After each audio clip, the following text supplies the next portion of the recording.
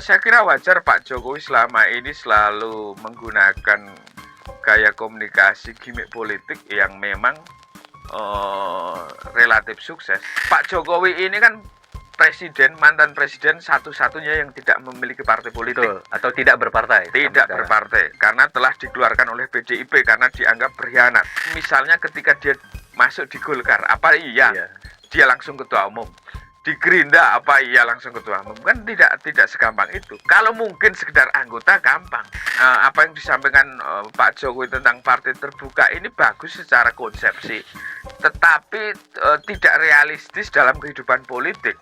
Saya tidak tahu narasi apa yang dibangun oleh PSI ketika kemudian membranding sebagai PSI perseorangan.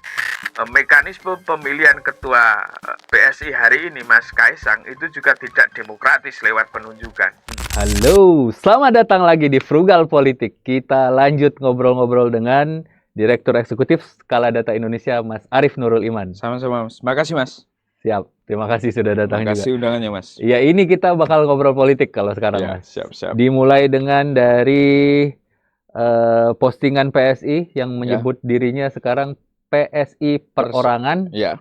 Dan ada baliho juga di beberapa kota, kayaknya sudah ada yang menyebut itu. Apa yang Mas Arief nilai dari ini? Ya, PSI ketika kemudian sekarang membranding dengan PSI perseorangan, saya kira sebagai evaluasi terhadap hasil pemilu kemarin, yang meskipun sudah diketuai Mas Kaisang yang notabene anak presiden, tidak lolos di parlemen. Karena itu salah satu strategi yang harus dibangun harus melakukan rebranding agar partai ini bisa diterima oleh publik. PSI perorangan yang sudah bertebaran di berbagai daerah, baik bentuk baliho atau jenis peraga kampanye lainnya, saya kira itu bagian dari rebranding Partai Solidaritas Indonesia. Dan itu positif berarti, Mas. Karena gini, Mas, banyak yang menilai tidak positif juga karena kan kata perorangan disandingkan dengan partai politik itu pertama kali diungkapkan oleh Jokowi. Ketika Jokowi dipecat jadi sebagai anggota dan kader PDI Perjuangan, ada wartawan nanya, Pak, dipecat gimana? Jawabnya cuma itu 4 kali. Dia tidak menjelaskan konteks, ya partainya perorangan. Partainya perorangan. Partainya perorangan. Nah, setelah itu viral, sekarang digunakan oleh PSI yang ketua umumnya adalah anaknya Jokowi. Gitu. Banyak yang menghubungkan itu, makanya penilaiannya negatif. Ini bakal jadi gimmick-gimmick lagi nih dari keluarga Solo nih, kata orang-orang. Gimana tuh, Mas? Ya, saya kira wajar Pak Jokowi selama ini selalu menggunakan gaya komunikasi gimmick politik yang memang relatif sukses. Bagaimana kemudian citra elektabilitas dia tinggi, kemudian kepuasan publik yang tinggi tidak lepas dari gimmick politik. Tetapi hari ini posisi Pak Jokowi bukan presiden lagi. Apakah kemudian gimmick-gimmick politik yang dilontarkan Pak Jokowi itu direspon oleh masyarakat, direspon oleh pemilih? Ini masih tanda tanya. Memang kata perseorangan ini menjadi kontradiksi ketika disandingkan dengan partai politik. Karena partai politik itu kolektif. Sehingga ketika perseorangan kemudian ditambalkan di partai politik, ini agak kontradiktif. Saya tidak tahu narasi apa yang dibangun oleh PSI ketika kemudian membranding sebagai PSI perseorangan. Si Andi Budiman sudah bicara, Raja Juli Antoni, Sekjen, sudah bicara, katanya ingin menjadi partai yang lebih terbuka. Perorangan itu maksudnya super TBK katanya. Ini juga satu nafas dengan apa yang disampaikan Jokowi dalam wawancara dengan Najwa Shihab tuh. Dia menyebut akan membangun partai super TBK. Nah, ini disampaikan juga oleh Andi Budiman, kemudian Raja Juli Antoni, walaupun nanti akan diputuskannya ketika Kopdarnas katanya, Kongres atau muktamarnya PSI. Nah, di sini gimana tuh, Mas? Iya, soal partai terbuka saya kira itu pembacaan Pak Jokowi tentang situasi partai politik hari ini yang memang cenderung oligarki dan sentralistik. Statement Pak Jokowi ini bisa jadi kritik terhadap kehidupan partai politik, sekaligus pikiran dalam merancang bangun sebuah partai politik baru atau partai politik yang akan menjadi haluan politik Pak Jokowi, misalnya PSI. Tetapi masalahnya ketika partai politik itu menjadi TBK, itu memiliki tantangan dan hambatan yang tidak mudah. Karena dalam teori seorang sosiolog dari Jerman itu ada hukum besi oligarki. Jadi partai politik yang dirancang dan didesain dengan partisipatif pada awalnya, ujungnya akan terjebak pada hukum besi oligarki, di mana keputusan-keputusan strategis akan dikendalikan hanya beberapa orang juga. Betul. Ini tentu menjadi tantangan bagi PSI dan Pak Jokowi. Ya. Itu pandangan dari beberapa pengamat juga senada dengan Mas Arief bahwa perorangan, kemudian Super TBK katanya ingin menjadi lebih terbuka dari anggota oleh anggota untuk anggota, bahkan mereka mewacanakan, kalau nggak salah orang-orang PSI ini bilang pemilihan ketua umum dipilih oleh seluruh anggota, one man one vote gitu. Ini lagi-lagi kayak too good to be true gitu. Kayak pada akhirnya kan karena Jokowi juga akan masuk di situ. Ya, seperti Mas Arief bilang tadi, ada hukum besi oligarki. Pada akhirnya itu ini hanya gimmick saja bahwa ini sangat terbuka, one man one vote, tapi pada akhirnya tetap dikendalikan oleh oligarki itu tadi. Iya, apa yang disampaikan ilmuwan dari Jerman tersebut, Robert Mitchell atau siapa, nulis tentang partai politik, saya kira itu hasil observasi dan riset beliau tentang kehidupan partai politik di banyak negara. Karena ujungnya di hal-hal strategis partai politik juga tidak terbuka. Keputusan-keputusan yang penting cenderung oligarkis dan tertutup. Termasuk misalnya PSI ini yang kemudian mendeklar sebagai partai terbuka, saya tidak yakin juga akan terbuka. Meskipun secara niat itu baik, secara konsep ideal itu baik, tetapi dalam realitas politik itu tidak mudah. Bahkan tesis dari soal hukum besi oligarki sampai hari ini belum terpatahkan. Itu dari sisi teoritik, Mas Arief melihat. Banyak masyarakat sipil itu melihat itu dari sisi track record aja katanya, karena pemilihan Kaisang sendiri menjadi ketua umum itu nggak ada kongresnya, nggak ada ini tahu-tahu 3 hari sebelumnya jadi anggota, jadi kader, terus tahu-tahu jadi ketua umum gitu. Berarti dari sisi konseptual itu bermasalah, artinya hampir sulit dilalui. Bukan berarti tidak bisa. Kalau bisa, syukur, bagus. Dari sisi track record juga ketidakpercayaan publik, karena mekanisme pemilihan ketua PSI hari ini, Mas Kaisang, itu juga tidak demokratis lewat penunjukan.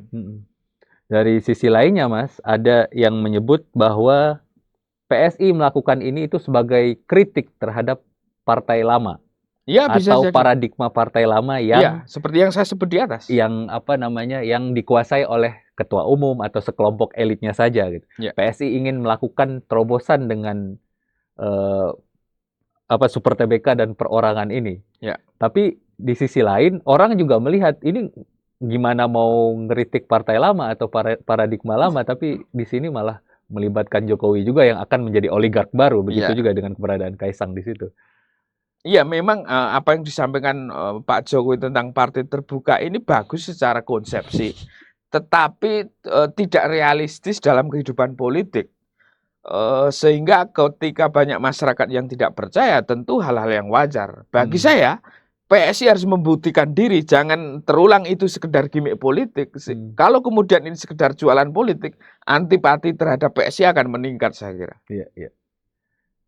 Selanjutnya itu adalah yang banyak berkembang pembicaraan terkait ini adalah bahwa Jokowi akan berlabuh di PSI, entah sebagai ketua Dewan Pembina, entah sebagai ketua umum, Kaisangnya digeser suruh maju pilkada atau gimana gitu. Gimana tuh Mas Arief melihat? Pak Jokowi ini kan mantan presiden satu-satunya yang tidak memiliki partai politik. Betul, atau tidak berpartai. Tidak berpartai, karena telah dikeluarkan oleh PDIP karena dianggap berkhianat. Karena itu Pak Jokowi kalau pengen dihitung tentu harus memiliki topangan politik berupa partai politik. kasak kusuk ke partai politik lain nampaknya juga tidak mudah. Karena misalnya ketika dia masuk di Golkar, apa iya dia langsung ketua umum? Di Gerindra apa iya langsung ketua umum? Kan tidak segampang itu. Kalau mungkin sekedar anggota gampang. Tapi kalau kemudian dia masuk memiliki jabatan strategis, saya kira ada resistensi dari partai, terutama partai mapan. Yang paling realistis kemudian memang membesarkan PSI, karena PSI ini ketua umumnya adalah Mas Kaisang, yang merupakan anak Pak Jokowi. Karena itu kemungkinan besar Pak Jokowi akan membesarkan PSI sebagai kendaraan politik dalam percaturan politik ke depan. Itu memang agak sulit ya, katakanlah kayak kalau mau masuk Golkar atau masuk Gerindra gitu dia. Kalau anggota boleh Mas, tapi kalau jabatan strategis saya yakin dapat resistensi. Saya sudah sampaikan di berbagai wawancara saya bahwa Pak Jokowi itu kalau kemudian masuk di partai yang sudah mapan, partai yang di parlemen, tentu tidak mudah. Betul. Karena dia juga tidak ingin masuk di partai tersebut tidak mendapat posisi strategis. Kalau sekedar menjadi anggota, semua partai politik menerima. Tetapi kalau menjadi pengurus strategis, saya kira akan muncul resistensi dari setiap partai politik, terutama partai-partai besar. Betul.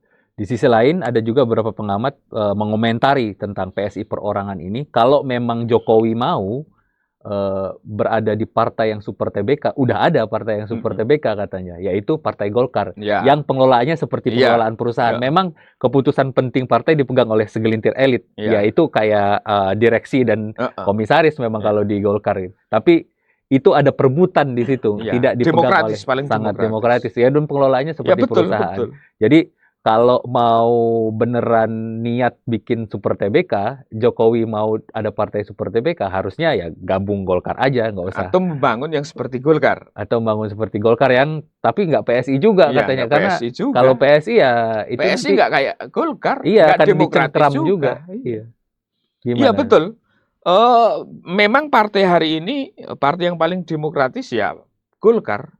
Tidak ada kekuatan dominan yang menghegemoni dan mengkooptasi partai. Semua memiliki peluang yang sama dalam menentukan arah kebijakan partai ke depan. Semua kader memiliki peluang yang sama asal memenuhi syarat untuk jadi ketua umum. Nah, itu yang tidak dimiliki partai lain. Tidak ada kekuatan tunggal yang bisa mendikte dan mengarahkan kebijakan partai Golkar. Paling satu, Golkar selalu berimpitan dan beririsan dengan kekuasaan, siapapun yang berkuasa. Selalu ada di leher kekuasaan katanya. Terus pertanyaan terakhir nih Mas, karena tadi Mas Arief menyebut bahwa Jokowi dipecat karena dianggap berkhianat terhadap PDI Perjuangan, tapi di sisi lain setelah narasi PSI perorangan ini keluar, itu dimunculkan narasi lagi oleh pendukung Jokowi tentu saja dan pendukung Kaisang bahwa Jokowi ini adalah korban dari partai politik seperti PDI Perjuangan yang katanya dipegang oleh keluarga, dipegang oleh tokoh tertentu yang tidak demokratis. Gimana Mas Arief melihat itu? Jokowi ini produk partai politik sehingga bisa jadi presiden. Betul. Kalau kemudian dituduh sebagai korban, saya kira kurang tepat juga. Cuma mungkin kepentingan Jokowi tidak terakomodasi di partainya. Betul. Itu iya. Tetapi kalau korban ya enggak. Dia jadi presiden, gubernur, wali kota itu produk partai politik. Kalau korban ya enggak jadi apa-apa Pak Jokowi itu. Iya. Betul. Dia tidak terakomodasi ketika minta 3 periode. Nah itu ketika kepentingan tidak terakomodasi menyebut korban kan enggak fair juga. Padahal itu konstitusi dan aturan partai. Iya. Jadi kesimpulan kita soal PSI perorangan ini gimana Mas? Ya PSI perorangan masih perlu diuji karena ini rebranding sebagai evaluasi terhadap hasil pemilu 2024 di mana PSI tidak lolos parlemen. Suaranya 4,5 juta dan berapa persen? 2,8 atau 2,9%. Dan perlu diketahui itu dipimpin oleh Mas Kaisang yang notabene waktu itu anak presiden masih menjabat. Iya. Dan memegang kekuasaan yang sedemikian besar. Tapi ternyata cuman kayak gitu. Iya. Ini sekarang nanti kalau tidak memegang kekuasaan lagi, ya walau alam. Gitulah Ya. kesimpulan kita. Wallahu a'lam bishawab. Terima kasih teman-teman. Sama-sama, Mas.